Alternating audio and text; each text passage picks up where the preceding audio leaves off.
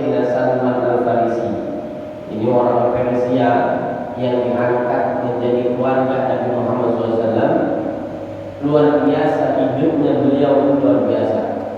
Ketika Nabi Muhammad SAW bertanya pendapat para sahabat saat Nabi Muhammad SAW ini ingin diserbu oleh orang-orang kafir Quraisy, kemudian Sayyidina Salman Al-Farisi membuat ide, ya Rasulullah, agar mereka yang ingin menyerbu kita tergelincir ketika masuk ke tempat kita, buatlah selokan.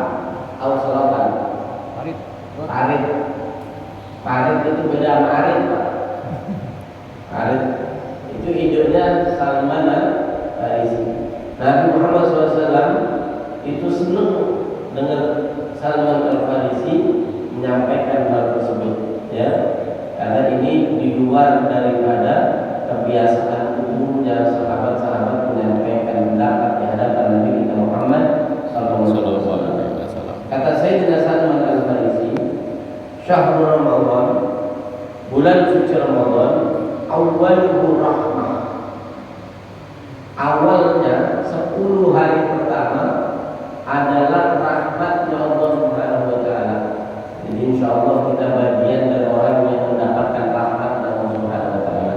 Amin. Siapa yang mendapatkan rahmat dari Allah Subhanahu wa taala? Dalam hadis qudsi Allah sampaikan, ar-rahimuna yarhamuhumur rahman. Irhamu man fil ardi yarhamkum man fis sama. Kata Nabi SAW, orang-orang yang memiliki belas kasih sayang, cinta kepada sesama makhluk, mereka lah yang mendapatkan rahmat dari Allah Subhanahu wa taala. Jadi 10 hari pertama ketika bapak-bapak, ya, itu ujiannya kan luar biasa. 10 hari pertama, ya, di jalan macet, banyak kayak marah-marah.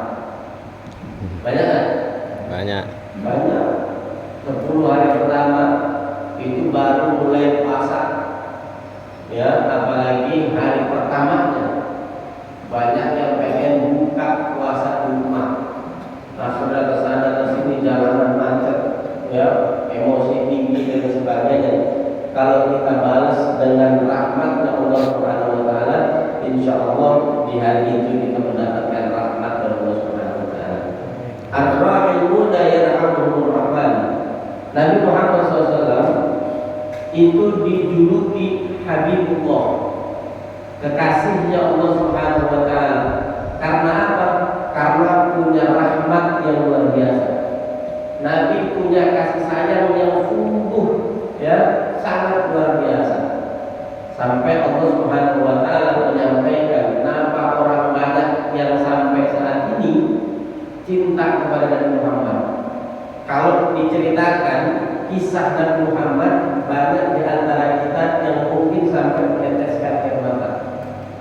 Yang belum kenal dengan Nabi, begitu dengar cerita Nabi Muhammad SAW, pasti punya cinta kepada Nabi Muhammad SAW. Makanya kita mudah-mudahan bagian dari orang yang punya cinta kepada Nabi kita Muhammad SAW. Caranya gimana? Karir dzikral wasfi Muhammadin kaima tuziha 'anil qulubil rona. Kalau pengen punya cinta, kalau pengen punya mahabbah, kalau pengen punya rahmat kepada Nabi Muhammad SAW, terus ulangin, ya, cerita-cerita tentang Nabi Muhammad SAW. Karena dengan begitu bukan hanya cinta kita kepada Nabi yang tumbuh, kotoran hati kita pun insya Allah bakal dihilangkan oleh Allah Subhanahu wa taala karena sering mendengar cerita tentang Nabi Muhammad SAW. Nabi itu diberi julukan Habibullah, kekasihnya Allah Subhanahu wa taala, karena punya rahmat yang luar biasa. Dipuji oleh Allah Subhanahu wa taala, ya Muhammad, fabima rahmatin min Allah linta lahum walau kunta fadhlan ghalidhal qalbi lan faddu min hawlik. Ya, Muhammad, kalau engkau enggak punya rahmat kepada orang-orang yang ada di sekitarmu, pastilah kamu akan ditinggal oleh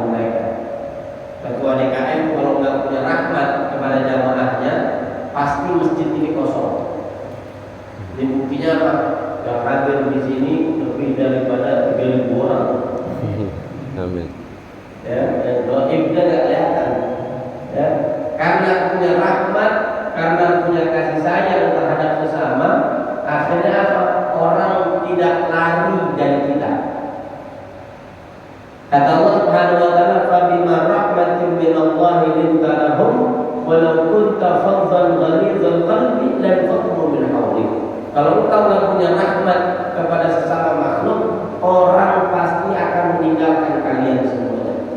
Nabi kemudian diberikan julukan oleh Allah Subhanahu wa taala sebagai Habibullah, kekasihnya Allah Subhanahu wa taala, karena punya cinta, punya rahmat, punya kasih sayang yang luar biasa kepada seluruh makhluknya Allah Subhanahu wa taala. Bahkan ini apa namanya? Mimbar. Saya ngetes aja gak mukanya bukan ngantuk semua ya. Mimbar yang dulu dipakai oleh Nabi Muhammad SAW itu terbuat dari pelepah korma. Ketika sudah rusak mimbar tersebut, sahabat berinisiatif untuk mengganti mimbar dengan yang lebih baik dan lebih bagus. Di sana nggak ada ya, yang ada mimbar ganti cuma di Jepara doang. Akhirnya diganti oleh sahabat. Nabi seketika mendengar ada rintihan suara yang menangis karena mimbar yang biasa dipakai oleh Nabi Muhammad SAW ini sudah tidak lagi dipakai oleh Nabi. Nabi tahu. Kemudian Nabi nanya. Nabi kan bisa ngomong, bukan hanya Nabi Sulaiman yang bisa bicara dengan makhluk yang lain, bukan hanya Nabi Sulaiman yang bisa bicara dengan semut dan sebagainya. Nabi Muhammad SAW tahu, diberitahu oleh malaikat Jibril, bahkan batu yang sedang berzikir Nabi tahu. Ya, Nabi tahu ada pohon yang sedang berzikir kepada Allah, tahu Nabi. Ini mimbar yang biasa dipakai Nabi, kedengeran suaranya nangis di hadapan Rasulullah SAW karena nggak pengen jauh dari Rasulullah. Nangis kedengeran oleh Nabi Muhammad SAW. Kata Rasulullah, kalau terus dipakai, maka kita tidak akan bisa berkumpul di dalam surga Allah Subhanahu wa taala. Akhirnya mendengar hiburan dari Nabi Muhammad SAW, mimbar tersebut tidak lagi terdengar suara tangisannya. Makanya diriwayatkan oleh Nabi Muhammad SAW, nanti di surga ada mimbar yang pernah dipakai oleh Nabi Muhammad SAW semasa beliau ada di dunia. Mudah-mudahan kita semuanya masuk surga. Amin. Karena cintanya yang luar biasa dari Nabi Muhammad SAW kepada mimbar tersebut, ya, Nabi menghibur. Orang yang punya kasih sayang, dia akan terus mendapatkan kasih sayang dari Allah Subhanahu wa taala. Sekarang kita berada di fase kedua. Fase kedua, kata Sayyidina Salman Al-Farisi dari hadisnya Nabi Muhammad SAW, wa awsatuhu maghfirah. Fase kedua ini adalah fase di mana Allah Subhanahu wa taala menebar maghfirah, ampunan kepada siapa? Setidaknya pertama, dalam hadis Nabi Muhammad SAW menyampaikan, man shoma ramadhana imanan wa ihtisaban ghufira lahu ma taqaddama min dhanbi. Orang yang berpuasa di bulan suci Ramadan karena iman dan semata-mata mengharapkan ridho dari Allah Subhanahu wa taala, semata-mata hanya mengharapkan pahala dari Allah Subhanahu wa taala, ghufira lahu ma taqaddama min dhanbi. Orang yang berpuasa sampai waktu maghrib, ya, dia benar-benar menjalankan puasanya dengan baik. Karena ada kata Nabi SAW, orang yang puasa hanya menahan lapar dan haus. Ada puasa si puasa, tapi mulutnya masih sering ngomongin orang. Ada puasa si puasa, tapi mulutnya seneng banget lagi ngomong orang lain. Puasa si puasa, tapi matanya kalau ngeliat handphone dia cari yang seksi-seksi. Ada Pak di sini? Nggak ada di sini, orang nggak ada yang paham. Ngaji subuh nggak ada sampai di rumah. Telinganya selama puasa nggak dipakai buat mendengarkan hal-hal yang baik, nggak dipakai buat mendengarkan bacaan Al-Quran, nggak dipakai buat mendengarkan nasihat agama. Kata Nabi SAW, orang yang model kayak begini masuk dalam kategori kam min shaimin laisa lahu min siyamihi illa al-ju' wal 'atash. Berapa banyak orang yang puasa di bulan Ramadan dia nggak dapat apa-apa, matanya masih dia pakai buat melihat kemaksiatan, telinganya masih dia biarkan mendengarkan hal-hal buruk yang masuk ke dalam telinganya. Kemudian apalagi mulutnya enggak dia pakai untuk mendamaikan orang, enggak dia pakai untuk bikin orang tenang di sisinya. Padahal perintah Nabi SAW, afsyus salam, tebarkan di tengah-tengah kalian salam kedamaian dari Allah Subhanahu wa taala dan dari junjungan Nabi besar kita Muhammad sallallahu alaihi wasallam. Tapi justru mulutnya dipakai selama bulan suci Ramadan untuk hal-hal yang buruk, untuk domba, untuk memfitnah, untuk menjelek-jelekan, untuk mencaci maki, untuk merendahkan. Puasanya yang model begini kata Nabi Muhammad SAW tidak mendapatkan apa-apa di sisi Allah Subhanahu wa taala kecuali cuma nahan lapar dan haus. Kira-kira percuma enggak? Percuma enggak puasa? Percuma. Ya, yang enggak dapat pahala di sisi Allah Subhanahu wa taala cuma dapat nahan lapar dan haus. Percuma. Ya, makanya Imam Al-Ghazali beliau membagi tingkatan orang yang puasa. Orang yang awam itu tingkatannya adalah mereka yang puasanya cuma bisa nahan lapar, nahan haus dan syahwat berhubungan di siang hari. Orang awam. Ya, ada puasa khusus namanya. Mereka yang puasa khusus ini sudah mulai bisa menjaga matanya, sudah mulai bisa menjaga telinganya, sudah bisa menjaga mulutnya, sudah bisa menjaga tangannya, sudah juga bisa menjaga kakinya. Jadi menjaga kaki itu nggak dibiarin kakinya sampai ke tempat-tempat kemaksiatan, nggak dibiarin tangannya mengambil hak yang bukan haknya dia. Jaga Imam Ghazali. Yang ketiga kata Imam Ghazali, tingkatan khusus. Siapa mereka yang puasa khusus? Mereka yang puasa tidak pernah terbesit di dalam pikirannya suudzon kepada Allah. Ada orang yang suudzon kepada Allah. Ada. Saya sholat tarawih rajin. Saya puasa alhamdulillah full. Kira-kira nanti di akhir Ramadan apakah Allah bakalan memberikan saya rezeki untuk bisa beli baju baru? Ini suudzon kayak oleh Allah. Suudzon. Padahal Allah Subhanahu wa taala menyampaikan dalam firman-Nya, wa ma min dabbatin fil ardi illa 'ala Allah rizquha. Tidak ada satupun hewan melata di muka bumi ini yang rezekinya tidak dicukupi oleh Allah Subhanahu wa taala. Jadi ketika kita merasa apakah nanti Allah akan memberikan rezeki kepada kita, dalam pikirannya orang-orang yang puasanya khusus, ini dianggap oleh Imam Ghazali orang yang punya pikiran semacam ini berarti belum sampai dalam tingkatan khusus. Ini tiga. Makanya apa kata Nabi SAW? Man shoma Ramadhana imanan wa ihtisaban ghufira lahu ma taqaddama min dhanbi. Orang yang puasa dia benar-benar puasa, bukan hanya nahan lapar, nahan haus, nahan syahwat. Dia benar-benar puasa, anggota tubuhnya semuanya diajak untuk puasa. Orang yang semacam ini puasanya ghufira lahu ma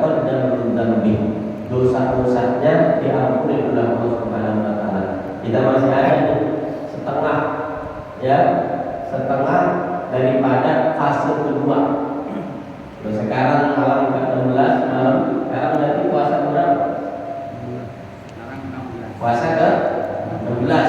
Insya Allah tahun ini pemerintah memutuskan puasa tidak akan lebih dari 32 hari kada. Ini udah bulat, pemerintah memutuskan pemerintah tidak akan memberikan pengumuman puasa sampai 32 hari kada, antara 29 sampai 30. Jadi tenang, kita nggak lebih dari 30 hari, ya. Nah ini kata Nabi SAW, orang yang puasa semacam ini diampuni dosa-dosanya Allah Subhanahu Wa Taala. Amin. Mudah-mudahan kita di sisa fase yang kedua ini benar-benar bisa menjalankan puasa dengan baik. Yang ketiga, kata Nabi SAW dari Sayyidina Salman Al-Farisi, "Itqun minan nar wa akhiruhu itqun minan nar." Orang yang masuk ke dalam bulan suci Ramadan bertemu dengan fase ketiga 10 terakhir bulan suci Ramadan. Disebutkan di dalam kitab Hasyiah I'anatul Talibin, ya, keistimewaan Ramadan selain Allah turunkan Al-Quran, di situ disebutkan bahwasanya ketika, ya, Ramadan pertama jatuh pada hari Sabtu, maka insya Allah Lailatul Qadarnya jatuh pada malam 21. Itu disebutkan di dalam kitab Hasyiah I'anatul Talibin. Di 10 akhir Ramadan ada malam yang sangat kita nantikan. Malam apa namanya? Lailatul Qadar. Lailatul Qadri khairun min alf syahr. Lailatul Qadar itu adalah satu malam yang kalau kita beribadah di malam itu lebih baik, lebih utama daripada 1000 bulan. Ini mudah-mudahan Allah sampaikan kita sampai kepada fase ketiga bulan suci Ramadan. Di 10 akhir bulan suci Ramadan, itqun minan nar. Allah membebaskan kita semuanya dari panasnya api neraka. Artinya apa? Orang-orang yang puasa di bulan suci Ramadan, dia malam harinya beribadah, maka akan dimasukkan ke dalam surga Allah Subhanahu Wa Taala. Insya Allah. Nabi Muhammad SAW pernah berwasiat kepada Imam Ali karramallahu wajhah. Kata beliau, "Ya Ali, ra'aitu maktuban ala babil jannah." Wahai Ali, aku pernah melihat tertulis di atas pintu surga. Apa kata Nabi Muhammad SAW? Anti muharramatun ala kulli bakhilin. Surga diharamkan untuk dimasuki oleh orang-orang yang bakhil. Siapa orang yang bakhil? Orang yang bakhil adalah orang yang medit, bin pelit, bin kikir, bin apa lagi? Bin korek, bin buntut gasir, ya, bin, pokoknya binnya banyak. Orang medit, bin pelit tadi di dalam Al-Quran disebut dengan 3 kategori. Ada yang disebut bakhil. Siapa yang bakhil? Dia punya uang, dia punya rezeki, tapi tidak mau berbagi kepada orang lain. Ini namanya bakhil. Tinggal bapak-bapak pilih, ibu-ibu boleh pilih mana kira-kira yang lebih baik di antara 3 itu. Yang pertama bakhil, dia punya rezeki, tapi rezekinya tidak dia mau kasih kepada orang lain. Yang kedua adalah syuhha namanya. Ini kategori orang yang pelit juga. Dia punya rezeki tidak dipakai untuk dirinya sendiri. Sahur punya duit Pak, tapi nunggu masjid mengumumkan hari ini kita ada sahur bersama, baru dia sahur. Dia punya uang untuk buka puasa, tapi setiap sore dia tidak mau berbagi kepada orang lain, melainkan setiap sore dia cari jadwal masjid mana yang mengadakan buka puasa bersama. Dari gratisan. Banyak yang begitu. Banyak selama Ramadan tiba-tiba dia menjadi orang yang soleh. Belum waktunya maghrib dia sudah sampai di masjid.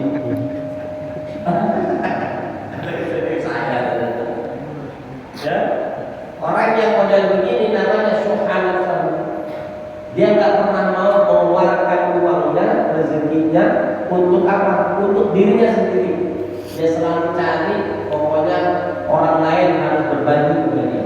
Dia tidak mau berbagi kepada orang lain. Bahkan orang yang model begini ketika sakit nggak mau berobat.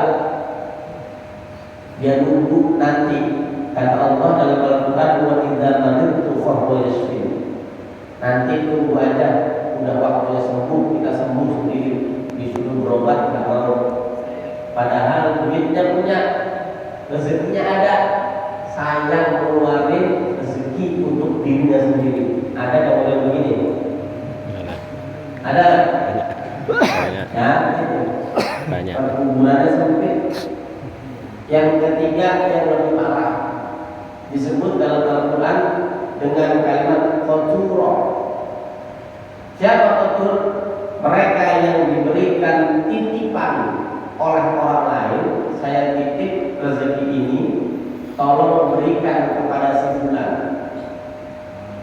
Begitu sampai di tangannya dia bilang, daripada saya berikan kepada si fulan, mendingan ini saya pakai untuk saya sendiri. Ada nggak yang begitu? Nggak ada di sini, coba. Di sini nggak ada. Nggak tahu kalau keluar udah berubah wujud ini. Ini tiga-tiganya ini kata Nabi SAW masuk dalam kategori orang yang pelit. Anti muharramatun ala kulli bakhil. Surga diharamkan kata Nabi SAW untuk dimasuki oleh orang-orang yang pelit. Al-bakhil ba'idun minan nas, ba'idun minallah, ba'idun minal jannah, qaribun minan nar. Orang yang pelit itu jauh dari manusia, jauh dari Allah, jauh dari surga, dekat dengan neraka. Ya, bahaya orang bakhil. Orang bakhil orangnya bahaya. 10 akhir Ramadan dianjurkan untuk lebih memperbanyak bersedekah. 10 akhir Ramadan itu justru kita ditekankan oleh Nabi Muhammad SAW untuk lebih banyak bersedekah. Ya, saya nggak bisa bersedekah kepada orang lain, yang minimal sedekah kepada anak dan istri sendiri lah. Ya, yang pertama kata Nabi SAW, anti muharramatun ala kulli bakhilin. Haram surga dimasuki oleh orang-orang yang bakhil. Yang kedua, wa'atin, haram surga dimasuki oleh orang-orang yang durhaka. Makanya di Indonesia kita punya kebiasaan baik. Ya, di Indonesia setiap akhir Ramadan ada kebiasaan baik. Apa itu? Pulang kampung. Makanya yang punya kampung akhir Ramadan pulang kampung, apalagi di kampung orang tuanya masih hidup. Karena apa? Bisa jadi dosa-dosa kita dengan orang tua lah yang akhirnya menghambat setiap urusan-urusan kita. Yang punya orang tua pulang kampung, orang tua saya sudah meninggal, cari kerinduannya. Setidaknya ketika akhir Ramadan kita pulang kampung, cari kerinduannya dengan datang berziarah ke makamnya orang tua kita. Jangan sudah puluhan tahun keluar dari kampung halaman, pas Ramadan rezeki lagi banyak, nggak mau pulang kampung juga. durhaka kepada orang tua berarti durhaka kepada Allah. Ridallah fi ridal walidain wa sukhtullah fi sukhtil walidain. Ridhonya Allah itu bergantung kepada ridhaan orang tua, dan murkanya Allah juga bergantung kepada murkanya kedua orang tua. Kita pengen punya anak yang berbakti kepada orang tua. Baik, setiap orang tua pasti berkeinginan agar anaknya berbakti kepada orang tuanya. Tapi ya, apakah kita sebagai orang tua sudah tergolong sebagai anak yang berbakti kepada kedua orang tua kita? Zurriyatan thayyibah ba'duhum ba'd. Turunan-keturunan yang baik itu pasti karena anak yang sebelumnya lebih baik daripada dia. Ba'dul aba bila-bila apa yang ada di dalam diri orang tuanya nempel juga di dalam diri anak-anaknya. Akhir orang yang durhaka kepada orang tua, kita pasti pernah menyakiti hati orang tua. Kita pasti pernah mengecewakan hati orang tua.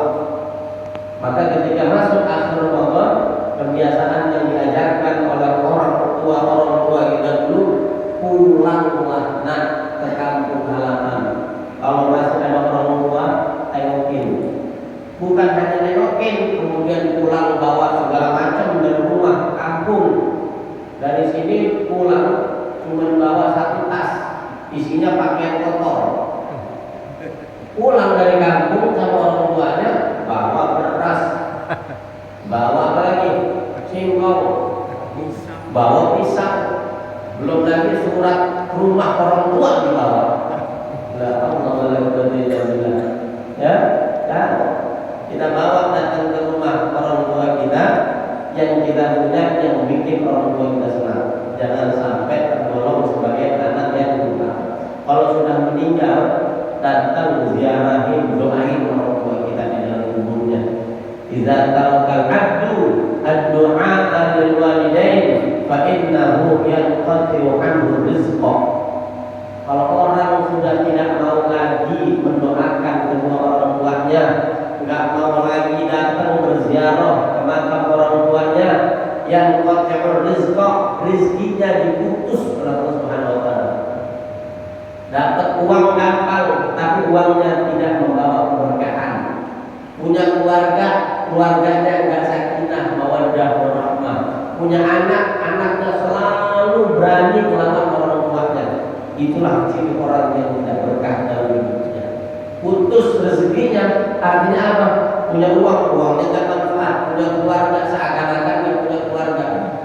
Nah, Allah datang akhir Ramadan, kunjungi orang tua kita yang masih hidup. Ketika sudah meninggal, berziarah ke makamnya.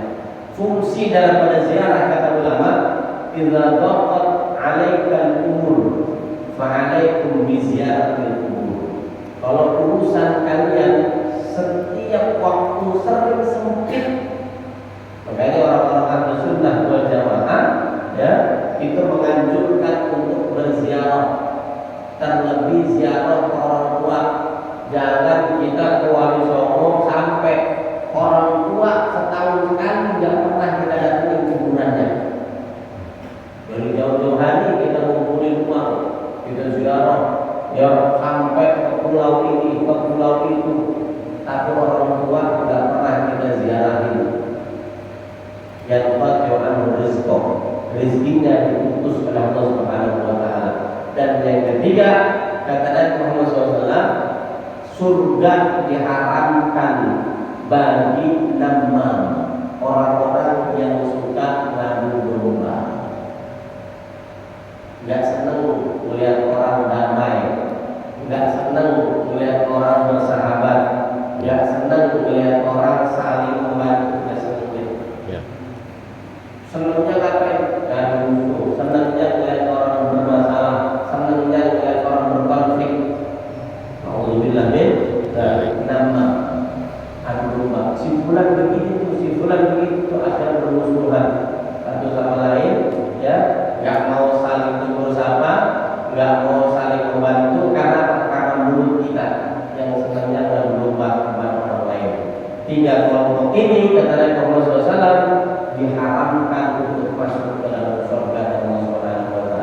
Jadikan Ramadan ini sebagai momentum, bukan hanya kita memperbaiki hubungan kepada Allah dengan sholat, dengan puasa, dengan baca Quran, bukan hanya itu. Jadikan Ramadan ini momentum juga untuk memperbaiki hak minan nas, hubungan kita kepada manusia, baik kepada istri, kepada anak, kepada tetangga, kepada orang tua, kepada orang-orang yang mungkin pernah kita sakitin, mungkin pernah kita ambil haknya. Jadikan Ramadan ini sebagai momentum kita untuk bisa lebih baik daripada sebelumnya. Wa kun mustafidan kulla yaumin ziyadatan. Karena pesannya dari Syekh Az-Zarnuji, jadilah kalian orang yang lebih baik dari hari ke hari. Mudah-mudahan kita adalah bagian dari orang yang dipantaskan oleh Allah Subhanahu wa taala keluar dari Ramadan sebagai orang-orang yang lebih baik daripada sebelumnya. Amin. Mungkin yang bisa saya sampaikan, kita semakin banyak berbicara, semakin haus dan boneka juga ngeluarin air sama sekali. Jadi ini mungkin yang bisa saya sampaikan. Mohon maaf atas segala khilafan dan kekurangan. Adanallah wa iyyakum ajma'in. Wa'afu minkum wallahul muwaffiq ila aqwamit thariq. Wassalamualaikum warahmatullahi wabarakatuh. Waalaikumsalam warahmatullahi wabarakatuh.